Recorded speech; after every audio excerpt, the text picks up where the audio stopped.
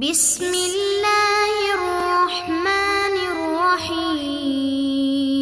السلام علیکم ورحمۃ اللہ۔ معزز طلبہ، سبق نمبر 149 اور اس سبق میں باب الاحرام شروع کر رہے ہیں، اور احرام کے تفصیلی مسائل اس کے بعد چند اسباق کے اندر ہوں گے۔ اور سب سے پہلے میقات کا ذکر، اس سے پہلے حج کی فرضیت کا ذکر ہو چکا، اور تفصیل اور ترتیب کے ساتھ یہ احکامات چل رہے ہیں۔ تو میقات سے اندر داخل ہونے کے لیے احرام ضروری ہے، تو احرام کا ذکر یہاں پہ کرنا مناسب ہے۔ تو یہ ہے حصہ اول، باب الاحرام۔ احرام ظاہر ہے کہ حرمت سے ہے اور محرمات سے ہے، کہ اپنے اوپر کچھ پابندیاں لگا دینا کوئی خاص فعل کر کے، اور اپنے اوپر ان چیزوں کے استعمال نہ کرنے کا التزام کرنا، تو اس کو احرام کہتے ہیں۔ تو وہ جو خاص دو کپڑے ہوتے ہیں وہ ہی احرام نہیں ہے، بلکہ نیت اور تلبیہ کر کے انسان اپنے اوپر ان محرمات کو حرام کر دیتا ہے۔ جیسے کہ نماز کے لیے تکبیر تحریمہ ہوتی ہے، کہ انسان اس کو جب کہتا ہے تو اس کے بعد اس کے اوپر کھانا پینا، باتیں کرنا، ادھر ادھر یعنی متوجہ ہونا، یہ سب کچھ اپنے اوپر حرام کر دیتا ہے۔ تو اسی طریقے سے احرام باندھ کر بھی وہ اپنے اوپر خوشبو کا لگانا، اور بیوی کے ساتھ ہم بستری کا کرنا، شکار کا کرنا، اور اسی طریقے سے اپنے سر کو ڈھانپنا، یہ ساری چیزیں جو ہوتی ہیں وہ اپنے اوپر حرام کر دیتا ہے۔ تو اسی لیے اس کا نام بھی احرام ہے۔ اور طریقہ وہی ہوتا ہے کہ انسان دو ایسے کپڑے پہنے کہ جو انسان کے جسم کی حیت کے مطابق سیے ہوئے نہ ہوں، بالکل ان سلی چادریں ہوں، اور وہ ان میں سے ایک کو ازار بنائے گا اپنی سلوار کی جگہ پر، نیچے ٹخنوں تک اس کو پہنے گا، اور اسی طریقے سے اس کو پھر کمر کی جگہ سے باندھ دے گا، اور دوسری کو چادر بنائے گا جس کو وہ اپنے کندھے کے اوپر سے ڈال کر بائیں کندھے کے اوپر ڈال دے گا، اور جب طواف کرے گا تو طواف کے دوران ایک خاص طریقہ جسے اضطباء کہتے ہیں وہ بھی کرے گا۔ تو اس کو کہتے ہیں احرام کی یہ ظاہری حالت۔ اور سر کو نہیں ڈھانپے گا، سر کو بالکل کھلا چھوڑے گا، پاؤں کو بھی اس کے اوپر چپل پہنے گا، اور درمیان کی جو ہڈی ہے اس کو یہاں پہ کعب کہا گیا، حالانکہ کعب تو ٹخنے کو کہتے ہیں، لیکن یہاں سے کعب سے مراد وہ پاؤں کے جو درمیان کی جو اوپر کو ابری ہوئی ہڈی ہوتی ہے جہاں پہ تسمہ باندھتے ہیں، تو اس ہڈی کو کھلا چھوڑنا ہے، تو اس لیے چپل پہنے، جوتے نہ پہنے۔ سر کے اوپر ٹوپی پہننا جائز نہیں ہے۔ عورت کے لیے البتہ سلا ہوا کپڑا پہننے کی اجازت ہے، اور وہ سلا ہوا کپڑا پہنے گی، لیکن اس نے اپنا چہرہ نہیں چھپانا۔ تو مرد نے اپنا سر نہیں ڈھانکنا، اور عورت نے اپنا چہرہ نہیں چھپانا، سر اس نے بھی ڈھانکنا ہے۔ تو اس کے علاوہ باقی عورت جو ہے وہ سلا ہوا لباس پہن سکتی ہے۔ تو یہ ہوتا ہے احرام۔ اور جب یہ احرام باندھے گا اپنے گھر سے ہی یا اپنے ملک سے ہی، تو احرام باندھنے کے ساتھ یعنی اس کے جو آداب ہوں گے وہ ذکر کیے جائیں گے، اور ساتھ ہی اس نے نیت کرنی ہے، اور ساتھ ہی تلبیہ پڑھنا ہے۔ تلبیہ کے وہ الفاظ ہوتے ہیں، ان کا ذکر انشاءاللہ ابھی سبق میں آ رہا ہے۔ وَإِذَا أَرَادَ الْإِحْرَامَ، جب احرام باندھنے کا ارادہ کرے گا حاجی یا معتمر عمرہ کرنے والا، اغتسل، سب سے پہلے غسل کرے، آداب بیان ہو رہے، او توضا، یا وضو کرے۔ غسل افضل، باتیں کہ غسل کرنا زیادہ افضل اور بہتر ہے۔ مروی انہ علیہ السلام اغتسل لحرام ہی، کہ رسول اللہ صلی اللہ علیہ وسلم نے اپنے احرام باندھنے سے پہلے غسل فرمایا تھا۔ الا انہ للتنظیف، لیکن غسل ضروری نہیں ہے، تو اس کی دلیل دے رہے ہیں کہ وضو اس کے قائم مقام ہو جائے گا، کیونکہ غسل تو پاکی کے لیے ہے، یعنی جسم سے صرف میل اتارنے کے لیے ہے۔ بعض مرتبہ تو غسل کرو تو لیکن انسان وہ شرعی طور پر جو پاک شمار ہوتا ہے کہ عبادت کر سکے وہ تو نہیں ہوتا، لیکن جسم سے میل کو چیل تو دور ہو جاتی ہے۔ تو غسل جو ہوتا ہے وہ میل کو چیل سے پاکی کے لیے ہوتا ہے۔ حتی تو ہمارا بہل حائض، اسی وجہ سے حائضہ عورت کو بھی کہا جاتا ہے کہ وہ یعنی اگر احرام باندھتی تو اگرچہ وہ مناسک حج تو ادا نہیں کر سکے گی، لیکن کم از کم اس غسل سے وہ خود اس کے جسم سے گندگی یا میل کو چیل دور ہو جائے گی۔ تو یہ تنظیف کے لیے ہوتا ہے، اسی لیے حائضہ عورت کو حکم دیا جاتا ہے کہ وہ غسل کرے۔ علم یقع فرضا عنہا، اگرچہ یہ غسل فرض اس کی طرف سے واقع نہیں ہوگا اور وہ پاک شمار نہیں ہوگی کہ وہ نماز بھی پڑھے، افعال حج بھی کرے. اس سے پتہ چلا کہ صرف تنظیف لیے ہوتا ہے غسل. فیقوم الوضوء مقام، تو ہر وہ غسل جو صرف تنظیف کے لیے ہو، تو یہ نہیں ہے کہ صرف تنظیف کے لیے ہوتا ہے غسل اور اس سے پاک نہیں ہوگا آدمی، لیکن پاک ہونے کے لیے جب کرے گا تو پاک بھی ہوگا. لیکن یہ ضروری نہیں ہے کہ ہر غسل جو ہے وہ کرے گا تو انسان جو ہے وہ عبادت کے قابل بھی ہو جائے گا، یہ بتانا مقصود ہے. صرف میل کو چیل دور کرنا اس سے مقصود ہے. تو کہتے ہیں کہ جب ایسا غسل ہے فیقوم الوضوء مقامہ، وضو کے قائم مقام ہو جائے گا. ما فی الجمعہ، جیسے جمعے کے اندر غسل افضل ہے، لیکن اگر کوئی وضو کرتا ہے تو وہ بھی اس کے قائم مقام ہو جائے گا، کیونکہ اگر زیادہ میل کو چیل جسم پر نہیں ہے تو بس وضو کر لے. لیکن الغسل افضل، لیکن پھر بھی غسل افضل ہے، بہتر ہے. لأن معنی النظافت فیہ اتم، کہ اس کے اندر پاکی والا اور یعنی ستھرائی والا جو معنی ہے وہ زیادہ ہے، یعنی مضبوط ہے اس کے اندر. ولأنہ علیہ السلام اختارہ، اور دوسرا یہ کہ رسول اللہ صلی اللہ علیہ وسلم نے بھی اس کو اختیار فرمایا، تو یہ کہ مسنون بھی ہو گیا. قال ولبس ثوبین جدیدین، اب دو کپڑے پہنے گا، نئے کپڑے ہوں، نئے ہوں تو زیادہ بہتر ہے. غسیلین، یہ پرانے ہیں لیکن دھوئے ہوئے صاف کپڑے ہونے چاہیے. میں سے ایک ازارن، ایک کو ازار بنائے گا، یعنی لنگی کی طور پر نیچے اپنے کمر سے لے کر نیچے ٹخنوں تک، اور اس کو اس طریقے سے لپیٹے گا. ورداءن، اور ایک ہوگی چادر، اور وہ چادر جو ہے وہ اوپر اپنے کندھوں کے اوپر ڈالے گا. یہ ہوتا ہے اس طریقے سے. اور یہ خاص ایک حالت ہے جس کو استوا کہتے ہیں. یہ وہ کی ہوئی ہے، ہر وقت اس طرح نہیں ہوتا. حاجی اپنے کندھے کے اوپر سے ہی اس چادر کو ڈال رہا ہوتا ہے، اور یہ وہ حالت ہے جس میں استوا ہوتا ہے طواف کے دوران. انشاءاللہ طواف میں ہم اس کا ذکر کریں گے. اور عورت کا اس طریقے سے لباس ہوگا، چہرہ اس کا کھلا رہے گا، سر بھی ڈھمپا ہوا ہوگا، اور اس طریقے سے سلا ہوا کپڑا وہ پہن سکتی ہے. بہتر یہ ہے کہ احرام کے اندر سفید کپڑا ہو، اگر سفید نہیں ہے تو کسی اور کلر کا بھی پہن سکتے ہیں. تو یہ طریقہ ہے احرام باندھنے کا. سب سے پہلے دیکھیں اس طریقے سے نیچے جو ازار ہے اس کو باندھنا ہے، اور یہ یعنی اس طریقے سے مکمل باندھ دیا.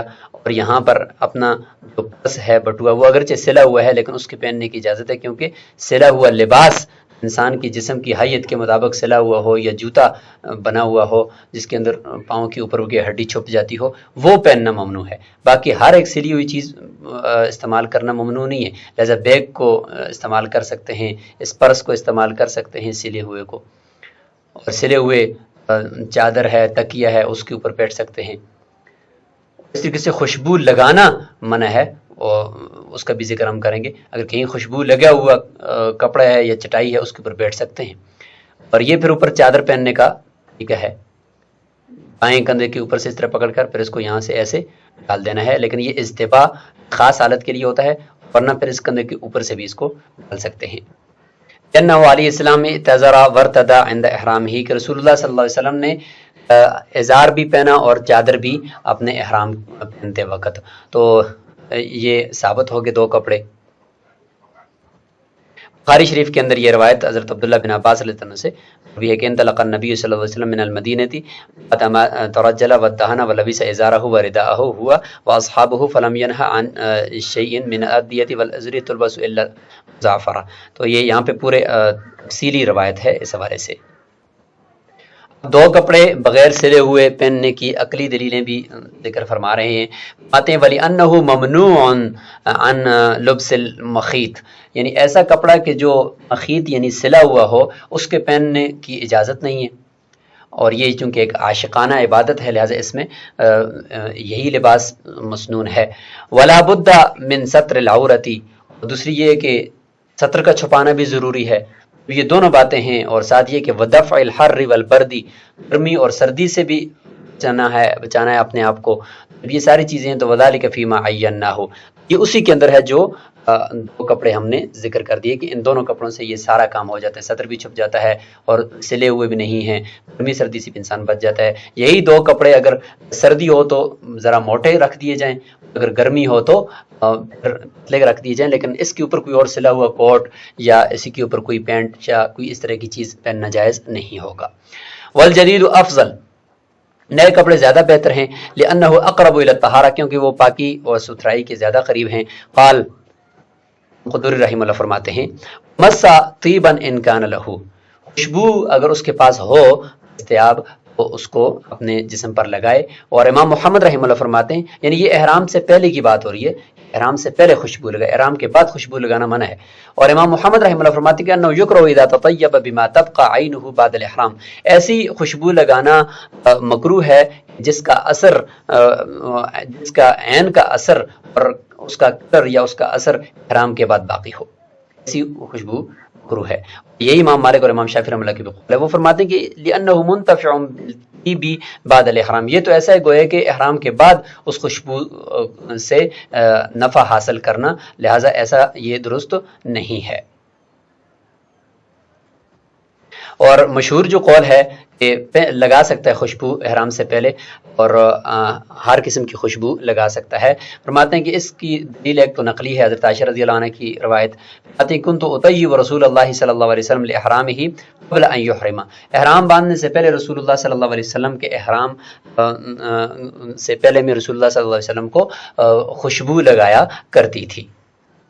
مسلم شریف کے اندر حضرت عائشہ رضی اللہ عنہ کی یہ روایت موجود ہے اور حدیث نمبر ہے 226.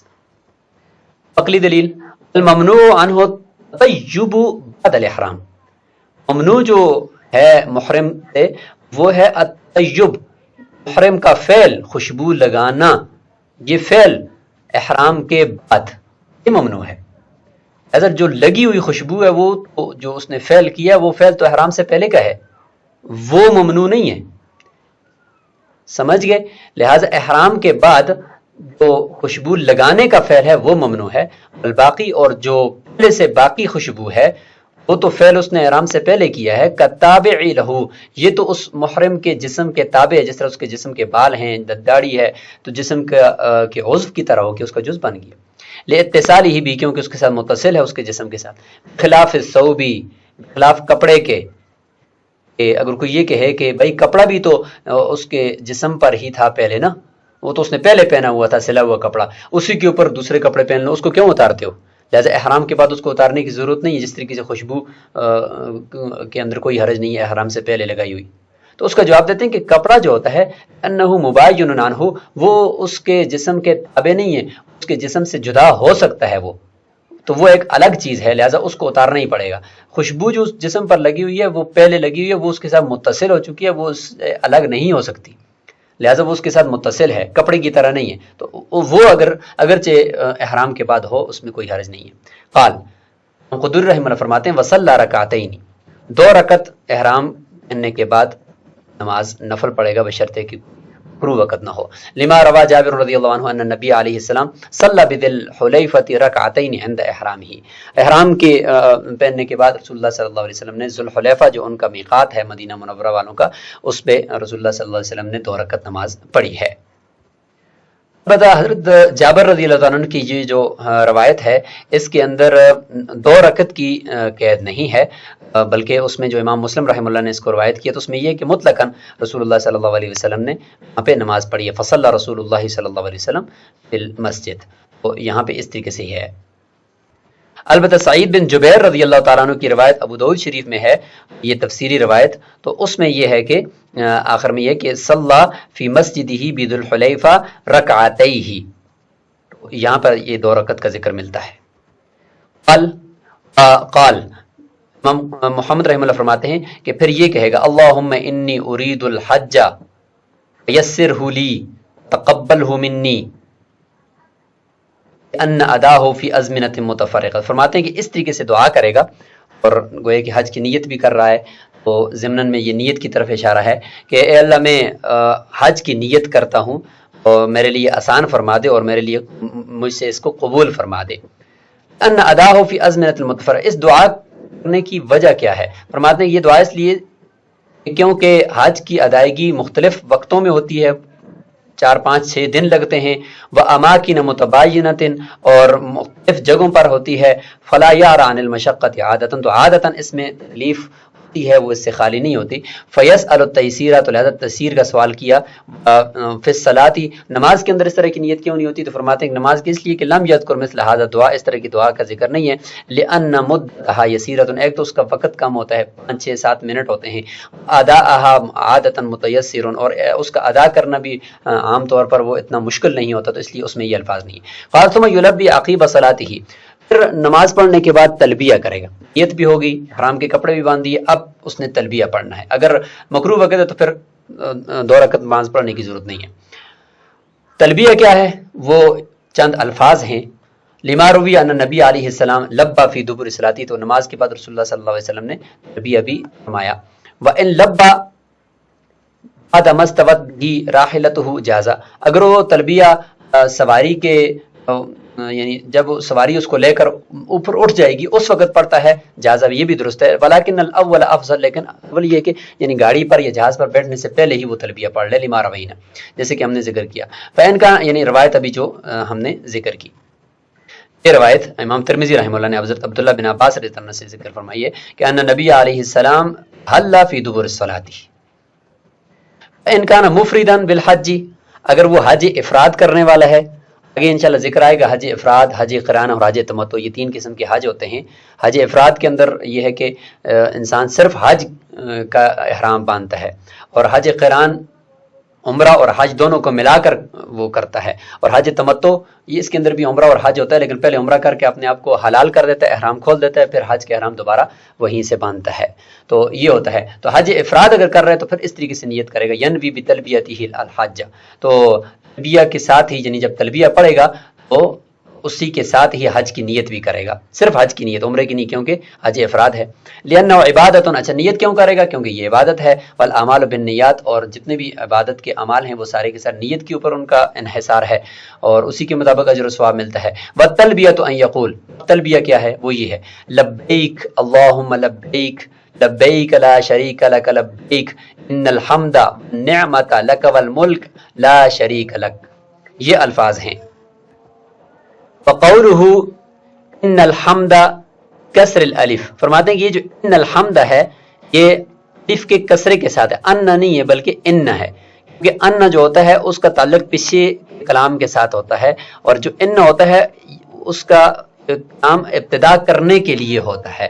تو ان جو ہے یہاں سے کوئی ہے کہ ایک نیا کلام ہے، اس لیے فرماتے ہیں کہ لا بفتحہ، فتح کے ساتھ نہیں ہے. لیکون ابتداء لا بناء، تاکہ یہ ابتدائی کلام ہو جائے. کہ مثلا اس کا ترجمہ اور پوری تشریح تو ابھی ہم کرتے ہیں انشاءاللہ. تو اس کا مطلب یہ تھا کہ اللہ میں حاضر ہوں، اے اللہ میں حاضر ہوں، تیرے سوا کوئی شریک نہیں، میں حاضر ہوں. تو اس کے بعد یہاں سے آگے اگر ان اگر ہم پڑھیں پھر پیچھے کے ساتھ متعلق ہوگا اذ فتحۃ صفۃ الاولی، کیونکہ فتح جو ہوتا ہے وہ ما قبل لبیک کی صفت ہوگا. صفت سے مراد وہ نحوی صفت نہیں ہے کہ موصوف صفت، کہ اس کے ساتھ متعلق ہوگا. صفت کا مطلب یہاں پہ صرف متعلق ہوگا. متعلق اس طریقے سے کہ اے اللہ ہم آپ کے لیے، ہم آپ کی تعریف کرتے ہیں اور آپ کی ثنا بیان کرتے ہیں اور اس کے لیے حاضر ہیں. کیوں؟ اس لیے کہ تعریفیں اور نعمتیں یہ ساری آپ کی ہی ہیں اور آپ کی طرف سے ہیں، یا تعریفیں سب تیری ہیں اور نعمتیں سب تو نہیں دی ہیں، اس لیے ہم آپ کی ثنا کرتے ہیں اور عبادت کے لیے حاضر ہیں. تو یہ پھر اس کے ساتھ اس طریقے سے متعلق ہو جائے گا اگر ان نہ ہوگا. اور اگر ان نہ ہوگا اس کا مطلب یہ ہوگا کہ اس کلام میں ہم الگ اللہ کی ثنا بیان کر رہے ہیں، تو یہاں سے ایک الگ کلام شروع کر کے ہم اس کے اندر اللہ تعالیٰ کی بڑائی بیان کر رہے ہیں. 2 کلاموں کا ہونا یہ زیادہ بہتر ہے بنسبت اس کے کہ ایک ہی جملے کے اندر تعریف ہو، تو گویا کہ یہ 2 الگ الگ تعریفیں ہو جائیں گی، تو اس لیے یہ افضل ہے. کہ جو لبیک ہے، لبیک اس کی اگر نحوی طور پر اگر ہم دیکھیں تو یہ ان مصادر میں سے ہے کہ جن کے فعل کو حذف کرنا ضروری ہے، کیونکہ یہ مثنیٰ ہے، یعنی یہ لبیک یہ مثنیٰ اور تثنیہ ہے، تو اس لیے اس کے فعل کو نحات نے حذف کرنے کو ضروری قرار دیا ہے. اس کے معنی کے اندر نحات کا بھی اختلاف ہے، اور اس میں فقہی اعتبار سے بھی اس میں اختلاف ہے. بعض نے یہ کہا کہ اس کا معنی یہ ہے کہ یہ الب الرجل سے ہے، یعنی الب یلب سے ہے. جب انسان کسی جگہ پر جا کر کوئی ٹھہرتا ہے تو اس کو کہتے ہیں کہ الب الرجل. تو مطلب یہ ہوگا کہ اے اللہ میں تیری اطاعت کے لیے یہاں پہ آ کر ٹھہر چکا ہوں، اور میں یہ حج کی ادائیگی کے لیے یہاں پہ مقیم ہونا چاہتا ہوں. تو اور تثنیہ کیا ہے؟ اقامتم بعد اقامہ، یعنی میں بار بار تیرے لیے یعنی یہ کہتا ہوں اور بار بار میں یہ تیرے اس مبارک عمل کے لیے حاضر ہوں اور ٹھہرتا ہوں. تو اس لیے اس کو تکرار کر دیا تاکہ اس کے اندر بھی تاکید ہو جائے اور اللہ تعالیٰ کی بڑائی کے اندر اضافہ ہو جائے. اور بعض نے کہا کہ یہ معنی ہے اس کا کہ اے اللہ میں تیری اطاعت کے لیے یعنی اپنے آپ کو پیش کرتا ہوں. بعض نے کہا کہ اس کا یہ مشتق ہے اس سے کہ جیسے کہ امرأۃ لبۃ، یعنی ایسی عورت جو اپنی یعنی شوہر سے محبت کرنے والی، اس کو امرأۃ لبہ کہتے ہیں. تو یہاں پر بھی یہ کہ لبیکا یعنی اے اللہ محبتی لکا یا رب، کہ میری محبت جو ہے وہ آپ ہی کے لیے ہے. اے اللہ میری محبت آپ ہی کے لیے ہے. تو بہرحال یہ اس کے مختلف معنی دیے گئے ہیں. وہو اجابۃ، فرماتے ہیں یہ جو تلبیہ ہے یہ قبولیت ہے یا جواب دینا ہے لدعاء الخلیلی صلوات اللہ علیہ، حضرت ابراہیم خلیل اللہ رضی اللہ علیہ السلام کی پکار کا، اس کا جواب ہے. علامہ هو المعروف فی القصہ، جس طریقے سے قصہ مشہور ہے. بہت سی کتب کے اندر یہ قصہ جو ہے وہ صحابہ کرام سے بھی منقول ہے، تابعین سے بھی. امام حاکم نے مستدرک میں حضرت عبداللہ بن عباس رضی اللہ عنہ سے اس کو ذکر کیا کہ لما بنا ابراہیم البیت اوحى اللہ الیہ ان اذن فی الناس بالحج، کہ جب حضرت ابراہیم علیہ السلام نے بیت اللہ کو تعمیر کر دیا تو اللہ تعالیٰ نے اس کی طرف وحی کی کہ لوگوں میں اعلان کرو کہ آ کر اس بیت اللہ کا حج کریں اور زیارت کریں. حضرت ابراہیم نے فرمایا کہ الا ان ربکم قد اتخذ بیتا، پہلے یہ فرمایا کہ اللہ میری آواز کیسے پہنچے گی، تو فرمایا کہ آواز پہنچانا ہمارا کام ہے، آپ آواز دیں. تو فرمایا کہ ان ربکم قد اتخذ بیتا وامرکم ان تحجوه، ایسا یہ اعلان کیا تمہارے رب نے تمہارے یہ ایک بیت اللہ شریف بنا دیا ہے میرے ذریعے سے، اور اب تم اس کی زیارت کرو اور اس کا حج کرو. فاستجاب له ما سمعوا من حجر او شجر او اکمۃ او تراب، سب نے درختوں نے اس وقت کے انسانوں نے اور اس وقت جتنے بھی لوگ اپنے والدین کی یعنی والد کی پیٹھ میں اور ماں کی جو ہے وہ چھاتیوں میں تھے، یعنی اس وقت نطفے بھی نہیں بنے تھے لیکن ادھر ان کے اثرات تھے. جہاں جہاں قیامت تک آنے والے لوگ پیدا ہوں گے ان سب کی روحوں نے پھر اس کا جواب دیا. تو فرماتے ہیں کہ دوسری روایات میں یہ بھی ہے کہ جس روح نے اس وقت جتنی مرتبہ بھی اس پکار کا جواب دیا ہے تو اس کو اللہ تعالیٰ اتنی مرتبہ ہی اس بیت اللہ شریف کی زیارت کروائیں گے. اللہ تعالیٰ ہم سب کو بھی انہی میں شمار کرے، آمین ثم آمین. تو یہ وہ مشہور قصہ ہے.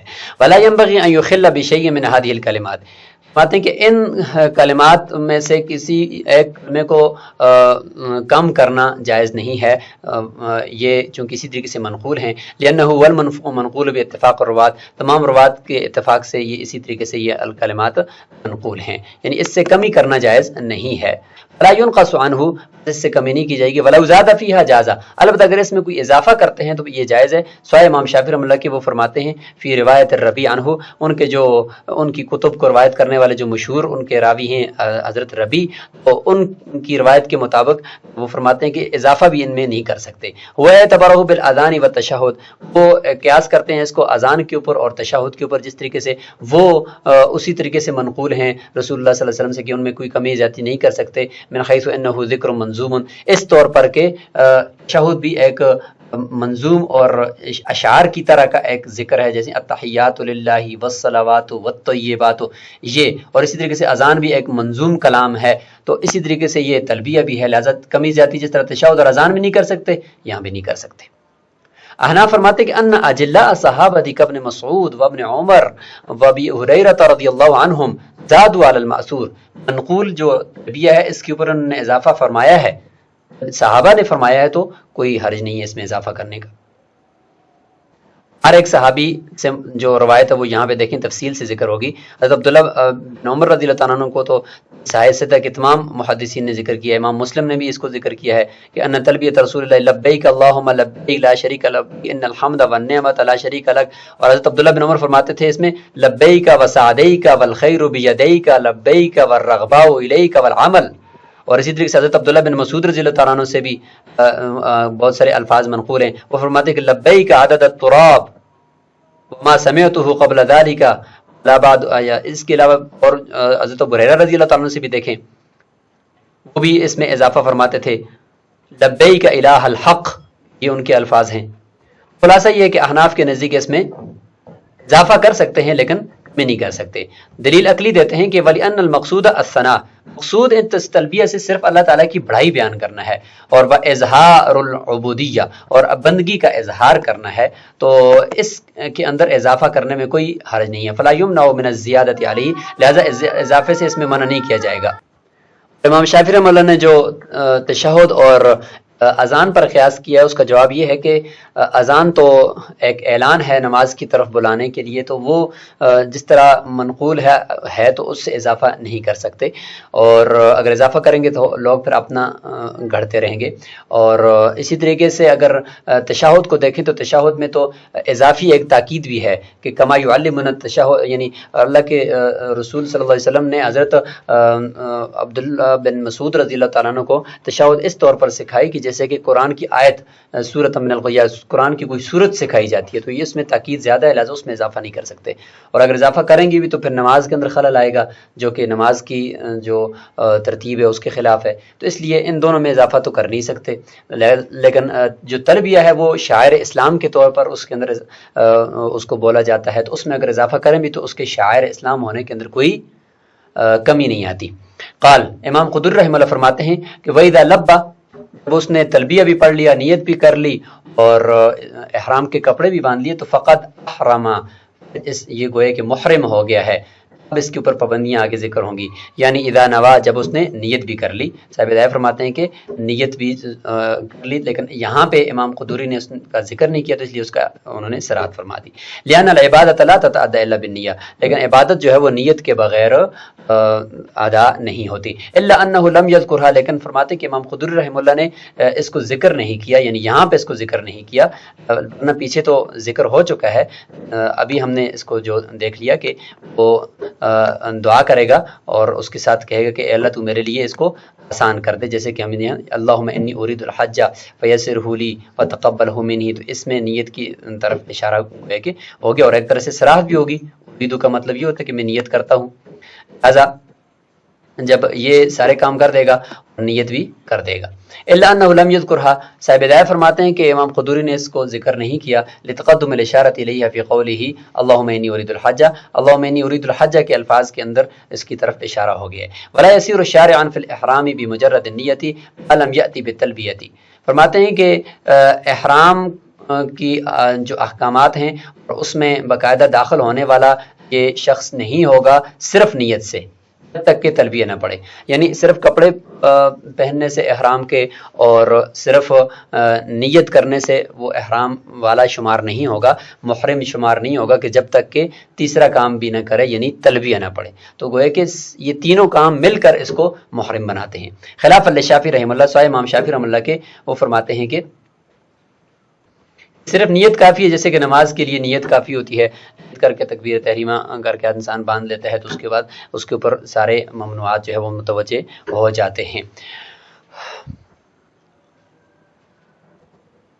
لأنہ عقد علی الاداء، فرماتے ہیں کہ کیونکہ اس نے، یعنی اس کا ذکر ہو رہا ہے کہ صرف نیت سے انسان جو ہے وہ محرم نہیں بنتا، فرماتے ہیں کہ اس لیے کہ اس نے گویا کہ حج کی ادائیگی کی باقاعدہ ارادہ کر دیا ہے، تو فلا بد من ذکر کما فی تحریمۃ، فرماتے ہیں کہ اس ذکر کا ہونا ضروری ہے جو اس حج کے لیے ہوتا ہے، فی تحریمۃ الصلاۃ، جیسے کہ نماز کی تحریمہ کے لیے، نماز کی تحریمہ کے لیے اللہ اکبر کہنا پڑتا ہے، حج کا تحریمہ باندھنے کے لیے بھی اس کے مخصوص الفاظ بولے جائیں، اس کے بغیر حج کا احرام یا اس کو محرم نہیں کہیں گے، تو اس کا جو الفاظ ہیں وہ تلبیہ ہے۔ وَيَسِيرُ شَارِعًا بِذِكْرٍ يَقْصِدُ بِهِ تعظیم صفت تلبیہ۔ اب یہ ہے کہ تلبیہ وہ مخصوص الفاظ اگر کسی کو آتے ہیں تو وہی پڑھے، فرماتے ہیں اگر وہ نہیں ہے تو اللہ تعالیٰ کی تعریف اور بڑائی ہی تو کرنی ہے، تو اس کے الفاظ یا اس کا ترجمہ فارسی میں یا پشتو میں یا اردو میں کسی بھی زبان میں کر دے تو یہ گویا کہ تلبیہ پڑھنے والا شمار ہو جائے گا، اور اس کے ساتھ وہ محرم کہلائے گا۔ فرماتے ہیں یسیر شارعا بذکر یقصد به التعظیم، جس سے تعظیم کا وہ قصد کرتا ہے، سوات تلبیہ، تلبیہ کے علاوہ بھی اگر کرے تو اس کو ہم یہ کہہ دیں گے گویا کہ اس نے احرام کے احکامات کو گویا کہ شروع کر دیا اور احرام میں یہ داخل ہو گیا ہے۔ فارسیتاً کانت او عربیتاً، چاہے وہ فارسی الفاظ ہوں یا عربی کے الفاظ ہوں. هذا هو المشہور عن اصحابنا، یعنی ائمہ ثلاثہ جو احناف کے ہیں ان سے یہی مشہور ہے اور منقول ہے. والفرق بینہ وبین الصلاۃ علی اصلہما. اب امام ابو یوسف رحمہ اللہ اور امام محمد رحمہ اللہ نماز کے اندر تو ان کی اصل یہ ہے کہ ان کے امام ابو یوسف رحمہ اللہ فرماتے ہیں کہ لفظ کبورہ مادہ ہونا ضروری ہے، تکبیر کا مادہ ہونا تکبیر تحریمہ کے لیے نماز میں ضروری ہے. اور امام محمد رحمہ اللہ فرماتے ہیں کہ عربی کا ہونا ضروری ہے، چاہے عربی کا جو بھی لفظ ہو. تو یہ ان دونوں کی اصل ہے. تو فرماتے ہیں کہ پھر فرق کیا ہوا، یہاں پر انہوں نے اس کی اجازت دے دی. تلبیہ کے اندر آپ فارسی بھی بول سکتے ہیں، اور زبان سے بھی آپ تلبیہ پڑھ سکتے ہیں، تو اس میں کیوں اجازت دی؟ فرماتے ہیں کہ والفرق بینہ، حج کے درمیان وبین الصلاۃ اور نماز کے درمیان جو فرق کیا ہے علی اصلہما یعنی صاحبین کی اصل کے مطابق، تو ان دونوں کی جو اصل ہے اس کے مطابق جو فرق ہو گیا نماز اور حج کا وہ یہ ہے، اس کی وجہ یہ ہے کہ ان باب الحج اوسع من باب الصلاۃ. حج کا جو باب ہے یہ نماز کے باب سے ذرا وسعت رکھتا ہے، نماز کے اندر اتنی وسعت نہیں ہے. حتی یقام، جیسے کہ حتی یقام غیر الذکر مقام ذکر، جیسے کہ غیر ذکر کے بھی آپ وہ ہے کہ فعلاً بھی تلبیہ کر سکتے ہیں اور فعلاً بھی محرم بن سکتے ہیں. کیسے؟ فرماتے ہیں کہ غیر ذکر یعنی ذکر کے علاوہ بھی قائم مقام بنایا جا سکتا ہے ذکر کے، جیسے کا تقلید البدن کہتے ہیں، بدنہ کی جمع ہے یعنی قربانی. تو انسان جب اپنی قربانی لے کر کوئی حاجی جا رہا ہے اور تو اس کو ہدی کہتے ہیں، تو یہ ہدی لے کر جانے والا اس کو قلادہ پہناتا ہے، یعنی اس کے گلے میں ایک پٹا ڈالتا ہے، اور پھر اس کی کوہان کو بھی اگر وہ اونٹنی ہے تو اس کی کوہان کو بھی تھوڑا سا زخمی کیا جاتا ہے تاکہ لوگوں کو پتہ چلے کہ یہ ہدی ہے اور حرم کا جانور ہے، تو اس کو قلادہ کہتے ہیں. تو یہ قلادہ پہنانا یہ اس بات کی علامت ہے کہ یہ انسان حج کرنے کے لیے جا رہا ہے. اب اگر وہ منہ سے الفاظ نہ بھی بولے تو اس کو یہی کہا جائے گا کہ اس نے وہ ہے کہ احرام باندھ لیا ہے. تو دیکھیں یہاں پر فعل کو بھی قول کے قائم مقام کیا جاتا ہے، تو گویا کہ حج کے باب کے اندر وسعت ہے. قضا غیر التلبیتی وغیر العربی، لہذا تلبیہ کے علاوہ کوئی الفاظ بولے اور عربی کے علاوہ کے الفاظ بھی اگر اللہ تعالیٰ کی تعریف کے بول کر اے اللہ میں حاضر ہوں، اے اللہ میں حاضر ہوں، اے اللہ میں حج کا ارادہ کر کے میں جا رہا ہوں، تیرے سوا کوئی شریک نہیں، تو اس تلبیہ کا پورے کا ترجمہ کر لیتا ہے پھر بھی ٹھیک ہے. وَيَتَّقِي مَا نَهَى اللَّهُ عَنْهُ مِنَ الرَّفَثِ وَالْفُسُوقِ وَالْجِدَالِ. اور اب اس کے بعد اس کے اوپر ممنوعات شروع ہو جائیں گے کہ وہ اب بچے گا ان تمام کاموں سے جن سے اللہ تعالیٰ نے منع فرمایا ہے کہ قرآن مجید میں ہے نا کہ فَلَا رَفَثَ وَلَا جِدَالَ وَلَا فُسُوقَ وَلَا جِدَالَ فِي الْحَجِّ، سورہ بقرہ کے اندر، کہ ان سے سب سے بچنا ہے. رفث کہتے ہیں بےہودہ گفتگو سے اور فحش گوئی سے، فسوق کہتے ہیں گناہ کے سارے کام، اور جدال کہتے ہیں لڑائی جھگڑا. وَالْأَصْلُ فِيهِ قَوْلُ تَعَالَى فَلَا رَفَثَ وَلَا فُسُوقَ وَلَا جِدَالَ فِي الْحَجِّ فَهَذَا نَهْيٌ بِصِيغَةِ النَّفِي. فرماتے ہیں ہے تو یہ نفی، لیکن نفی کا صیغہ ہے، لیکن مراد اس سے نہیں ہے.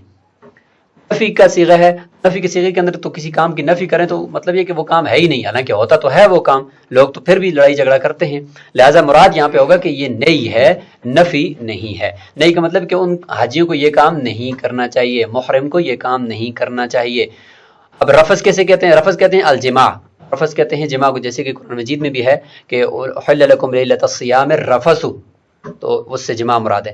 یا الکلام الفاحش یا فحش گوئی، جماع اور مستری اور اس طرح کی فحش گوئی، اس کو بھی رفث کہتے ہیں. او ذکر الجماع بحضرۃ النساء، یا یہ بھی فحش گوئی میں آئے گا کہ عورتوں کے سامنے جماع یا ہم مستری کی باتیں کرنا.